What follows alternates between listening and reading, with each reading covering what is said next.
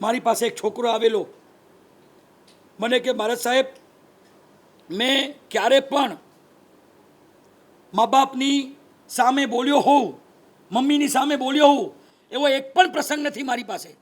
Mummy સાથે ઝઘડો થયો હોય એવો એક પણ પ્રસંગ નથી. મમ્મી માટે જીત કરી હોય એવો એક પણ પ્રસંગ નથી. કારણ મારી પાસે મમ્મી જ નથી. હોય તો ઝઘડો કરું ને, હોય તો જીત કરું ને, હોય તો મારી માંગણીઓ કરું ને કે મમ્મી મને આ જોઈએ છે, આ જોઈએ છે, આ જોઈએ છે. ઓલો દીકરો લખે છે પતંગની અંદર કે મમ્મી, જ્યારે પણ સ્કૂલથી ઘરે આવું તો મારા ઘરે બધાના દીકરાઓની મમ્મી ઘરે પોતાના દીકરાની રાહ જોવે. મારા ઘરમાં અગર કોઈ રાહ જોતું હોય તો મારી એમ્પ્ટીનેસ મારી રાહ જોવે છે, મારી એકલતા મારી રાહ જોતી હોય છે. મારા રૂમની અંદર, મારા ઘરની અંદર એક એવું તત્વ જ નથી કે જે તત્વ માટે હું ઝૂરું છું રાત દિવસ. મારી મમ્મી નામનું કોઈ તત્વ મારા ઘરે નથી. અને છેલ્લે એક લાઈનમાં લખે છે, મમ્મી, જ્યારથી સમજણો થયું છું ત્યારથી મને એવું કહેવામાં આવ્યું છે કે તારી મમ્મી ભગવાનના ઘરે ગઈ છે. આજે પપ્પાના કોટમાંથી 500 રૂપિયા ચોર્યા છે, પતંગ અને ફિરકી લાવ્યો છું. જીવનમાં ક્યારે મેં એવું પાપ કર્યું નથી, આજે પહેલી વાર ચોરી કરી છે. આની શું સજા મળશે મને ખબર નથી. બાપ છે ને, બાપ આમ પતંગ પકડીને આમ હાથ ધ્રુજતો હતો એનો, આ વાંચીને સ્ટૂલ પર ઊભા જ વાંચી રહ્યો છે. પગ ધ્રુજવા લાગ્યા, જાણે કે ધરતીકંપ આવતું એવું ફીલ થવા લાગ્યું. અને અંદર લખે છે દીકરો, છેલ્લી લાઈનમાં લખે છે, આજે સાંજે આ પતંગ ઉડાવીશ, બધી જ ફિરકી ખાલી કરી નાખીશ. દોરી, ફિરકીની જેટલી પણ દોરી છે બધી જ ખાલી કરી નાખીશ. અને ખાલી કરીને ફિરકીમાંથી દોરી તોડી દઈશ. કેમ કે કોઈએ કીધું છે કે ભગવાનનું ઘર ઉપર છે. આ પતંગ તને જ્યારે પત્ર રૂપે મળે તો મમ્મી પ્લીઝ જલ્દી આવજે, તારો દીકરો તારી રાહ જોઈ રહ્યો છે, તારા વગર જીવી શકતો નથી. તમને ખબર છે, આ બધી જે વેદના સંવેદના તમને કરી છે ને, એ મેં પણ મારા જીવનમાં ભોગવી છે. મારી પાસે એવા ગુરુ છે કે જેનો મને આનંદ છે. કુમુદચંદ્ર સુરી મહારાજ તરીકે મને ગુરુ મળ્યા, જેને માનું પણ પ્રેમ આપ્યું, પિતાનું પણ પ્રેમ આપ્યું, ગુરુનું પણ આપ્યું, ભાઈનું પણ આપ્યું. પરિવારના દરેક સંબંધો મારા ગુરુ સાથે જોડાયેલા છે. ક્યારે મને કોઈ વસ્તુની કમી મહેસૂસ નથી થઈ. પોતાનું છોડીને મને આપ્યું છે. છતાંય દિલનો એક ખૂણો હંમેશા આજે પણ રડે છે કે મારી પાસે મમ્મી નથી. મમ્મીનો પ્રેમ શું કહેવાય, મમ્મીનો વાળ શું કહેવાય, મમ્મીના આશીર્વાદ શું કહેવાય, મમ્મીનો વઢ શું કહેવાય, મમ્મીનો લાફો શું કહેવાય, મમ્મીની નારાજગી શું કહેવાય, એ મેં મારા જીવનમાં ક્યારેય અનુભવી નથી. આજે એક રિક્વેસ્ટ કરીશ, મા વગરનું આખું જીવન વિતાવ્યું છે મેં. આ બોલતા મને બિલકુલ પણ સંકોચ નથી થતો. જ્યારે પણ આ વ્યાખ્યાન આપું છું ને ત્યારે હું રાતભર સૂઈ નથી શકતો. કેટલા સપના સમણા જોયા છે મેં. જ્યારે મારા સમુદાયના કેટલા પ્રવચનકાર આમ પાઠ ઉપરથી પ્રવચન આપતા હોય. અમારા ત્યાં એક મહાત્મા છે પ્રવચનકાર, એની મમ્મીએ દીક્ષા લીધી છે અને માતા સાધ્વી અહીં બેઠી હોય, પોતાના દીકરાને પાઠ ઉપરથી જડબેસલાક પ્રવચન આપતા હોય અને પછી એની મા જે ખુશ થતી હોય, આખા સંઘને કે જોયો મારો દીકરો, જોયો મારો દીકરો, જોયો મારો દીકરો કેવું વ્યાખ્યાન આપે છે. આ સૌભાગ્ય મને નથી મળ્યું કે આ સભામાં મારી મા હોય અને એ વ્યાખ્યાન સાંભળે અને આખા ગામમાં ઢંઢેરો પીટે, જોયો મારો દીકરો કેવું વ્યાખ્યાન આપે છે. આ વખાણ સાંભળવાનું નસીબ હું જન્મથી લઈને નથી આવ્યો, તમે લઈને આવ્યા છો. તમે તરક્કી કરો તો માં ખુશ થાય, તમે પ્રગતિ સાધો તો માં ખુશ થાય. આજે તમે સિદ્ધિ તપ કરો તો માં ખુશ થાય કે વાહ બેટા બહુ સરસ કર્યું. હું કોઈ તપ કરું, હું વ્યાખ્યાન આપું, હું બુક લખું, પણ એ બુકના વખાણ કરનારી મારી પાસે માં નથી. આજે પણ એક ખૂણો દિલનો બહુ ક્યારેક ઝૂરી જાય છે, ક્યારેક રડી જાય છે કે યાર આપણે એવું કયું પાપ કર્યું. ગુરુ જોરદાર મળ્યા, દાદા ગુરુ જોરદાર મળ્યા, તમારા જેવો સમાજ સારો મળ્યો જે મને હંમેશા એમ કે મારા સાહેબ તમે અમારા છો. આ બધા વચ્ચે, આ ભીડ વચ્ચે પણ હું ક્યાંક મારી માને ગોતતો હોઉં છું, ક્યાંક કાશ મારી માં હોય. પણ તમને કહું, થાણા ચાતુર્માસની અંદર એક ઇમોશન્સ મારા જોડાયેલા હતા. કદાચ રાજુભાઈને ખબર બી હશે, કદાચ પ્રેમજીભાઈને ખબર છે, મને ખબર નથી, પણ રાજુભાઈને આ વાત મેં કરેલી.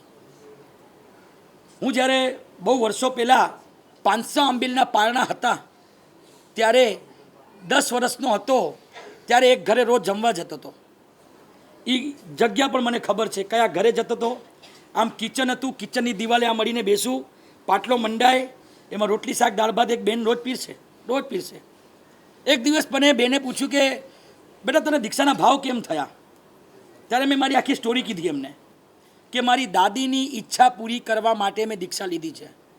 એમને ખબર પડી કે મારી મમ્મી નથી, હું દાદી પાસે મોટો થયો.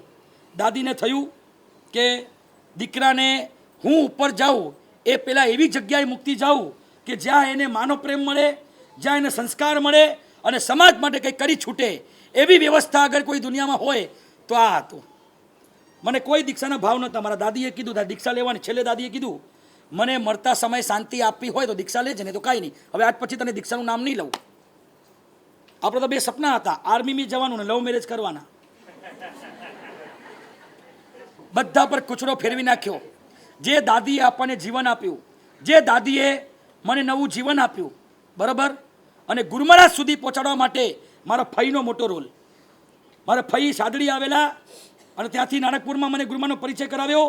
મારી દીક્ષામાં અહેમ હિસ્સો અગર કોઈ બે તત્વનો હોય તો મારા દાદીનો અને મારા ફઈનો, અને મને અહીં સુધી પહોંચાડ્યો. હવે થાણામાં હું રોજ જમવા આવું.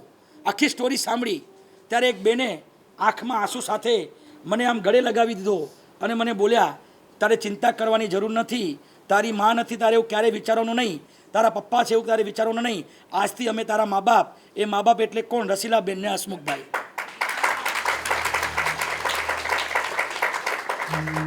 તમને સાચું કહું, તમને એમ મને આ જાહેર કરતા આનંદ થાય છે કે આટલા ચોમાસામાં સક્સેસ ગયા. ભલે અમે પરેલના વખાણ કરતા હોઈએ, પરેલમાં બધી સક્સેસ અમે કરી, પરેલમાં ચડાવવામાં અમે સક્સેસ ગયા, સભાઓ ભેગી કરવામાં સક્સેસ ગયા, પણ એ સક્સેસ મારા માટે મૂલ્યાંકન એટલું ઓછું છે કેમ કે એ સભામાં મારી માં નથી. આજે ભલે કદાચ ચડાવવા જે થાય તે, આજે સભા ભલે પરેલ જેટલી ન હોય તે, પણ મારી સક્સેસ એટલે માનું છું કેમ કે આ સભામાં હરરોજ મારા મા અને મારા બાપા અહીંયા હાજર હોય છે અને એ આનંદના હિલોડે ચડતા હોય છે કે અમારો દીકરો પાટે ચડીને કેટલું સરસ વ્યાખ્યાન આપે છે.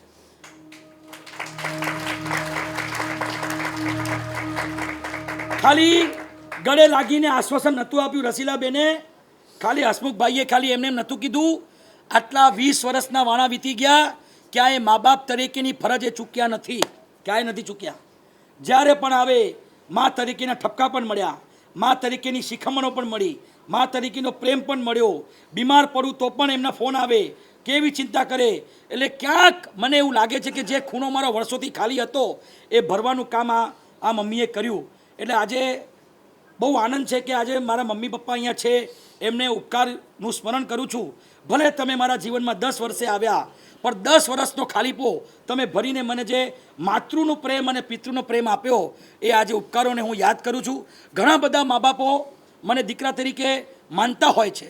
ગયા વર્ષે ચોમાસામાં ધીરજભાઈ, મને ખબર નહીં કે આ કંઈ આવી જાહેરાત કરશે, ધીરજભાઈ અને વર્ષાબેન આપણા હિરજી ચનાના દીકરા, એમને કોઈ દીકરો નથી.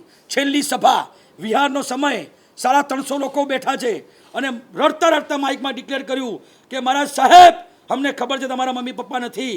આજે ધીરજ હિરજીભાઈ ચનાભાઈ સાવલા જાહેર કરે છે તમારા મમ્મી પપ્પા અમે કોઈ દીકરો નથી, ભગવાને મારા ખોળે એક દીકરો તૈયાર આપ્યો.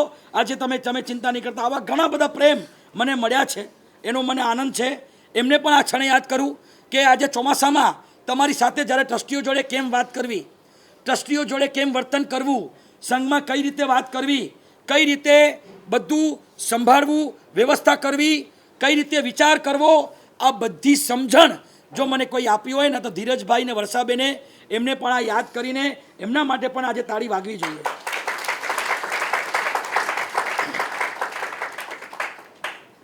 તમને ખબર છે આપણા કલાનિધાન મહારાજ, એમનામાં પણ મમ્મીનો રોલ મોટો છે. ચંપીબાઈ, એમને પણ આજે યાદ કરવા પડે. કેમ? દીકરો કમાતો દીકરો શાસનને આપ્યો છે. એ ટાઈમે દીકરો જો કમાય તો આજે કમાતા હોત 50, 60, 70 હજાર રૂપિયા ઘરે આપી શકતા એવી તાકાત એમનામાં હતી. ટાઈમના બોધે પોતે બહુ પંચુલ, કામ કરવામાં કાંઈ આળસ નહીં. આજે પણ હું ગોચરી નથી જતો, પોતાને વાપરવાનું ના હોય, પોતે ઉપવાસ હોય, મારા માટે સવારે ગોચરી લઈ આવે, મને વપરાવે. આવા ગુરુભાઈ કદાચ કોઈ સમુદાય કે કોઈ ગ્રુપમાં જોવા નહીં મળે. એવા એક્ટિવ કમાતો દીકરો. એમને સાચું કહું ને ગુરુ મહારાજના પહેલા શિષ્ય એ છે, હું તો બીજા નંબરે છું. ખાલી દીક્ષા મારી પહેલાં થઈ. જ્યારે નાના હતા ત્યારે દીક્ષા લેવાના હતા, સંજોગો ન રહ્યા, પારિવારિક સ્થિતિ થોડી બગડી, કમાવા જવું પડ્યું બંને દીકરાઓને. અને કમાતા કમાતા પછી છેલ્લી ઈચ્છા થઈ કે મમ્મી હવે રજા આપે તો સંસારમાંથી નીકળવું છે. અને ખરેખર પોતાનો કમાતો દીકરો, માએ વિચાર ન કર્યો કે તું દીક્ષા લઈશ તો મારું શું થશે, 50-60-70 હજારની ઇન્કમ મારી અટકી જશે. નહીં, અને રજા આપી, દીક્ષા આપી. એટલે આમને એમની મમ્મીને પણ આપણે આજે યાદ કરવા પડે. અને આજે બા મહારાજને પણ યાદ કરવા પડે.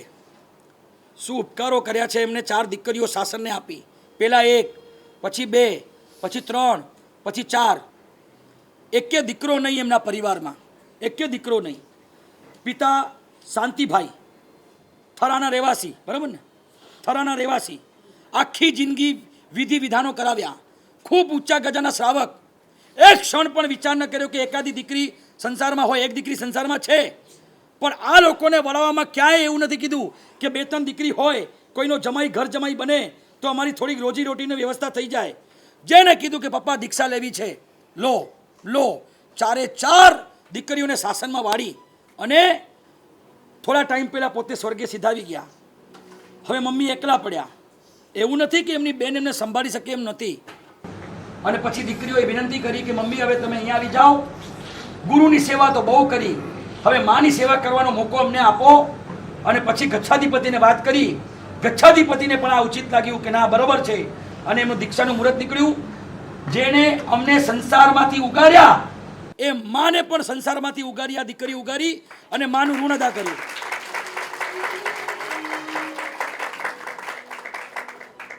એ લોકો વર્ષો સુધી 4 બહેનો વિચરતા હતા, પણ આજે જે વિચરે છે ને એમાં બહુ ફરક છે. પહેલા વિચરતા હતા, તડકો સીધો એમના માથે આવતો હતો. હવે વિચરે છે, તડકાનો અનુભવ જ નથી. એનું નામ બા મહારાજ.